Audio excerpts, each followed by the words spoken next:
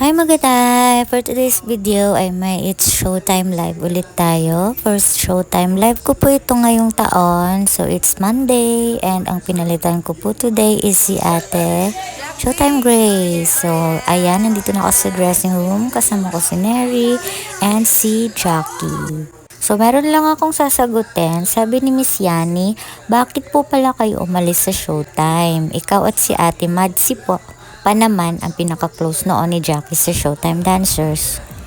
So, yes, ayun, hindi naman po kami umalis. Nagkataon lang po talaga yung pandemic and nag-close dati yung ABS-CBN.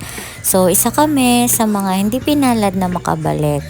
Pero, meron namang pagkakataon tulad nito na pag may umabsent na Showtime Dancers, pwede kaming pumalit. Kung sino man yung pwede sa amin yung pamalit. And then yung time na si Jackie is super close namin. Ngayon pa rin naman, lalo na pag nagkikita-kita kami. So, hindi nga lang ganun ka close na nagkikita-kita pa. Kasi dati everyday talagang magkasama. So ngayon hindi na talaga, minsan na lang. So yeah, yun lang. I-share lang namin. At sa ibang dancers naman po, may kanya-kanya na din silang mga ganap sa buhay. So eto, minsan nasa Showtime ako, minsan nasa ibang racket. So ganun lang po. So ayun lang. Yan lang po yung sagot ko dun sa tanong ni Miss Yani. So ayan yung araw na yan. Kinapalan ko lang yung mukha ko dyan. So nasa stage talaga ako. So, ayan, ito po yung week-long grand finals ng TNT Duet. So, pag may pagkakataon talaga na makabisita dito sa It's Showtime, ayos nagbe-video talaga ako ng pa-slide-slide para remembrance na din kasi hindi ko alam kailan ulit makakabalik dito. So yes, pangarap din naming mag-reunion guys na Showtime Dancers. Pero hindi pang sex bomb ha.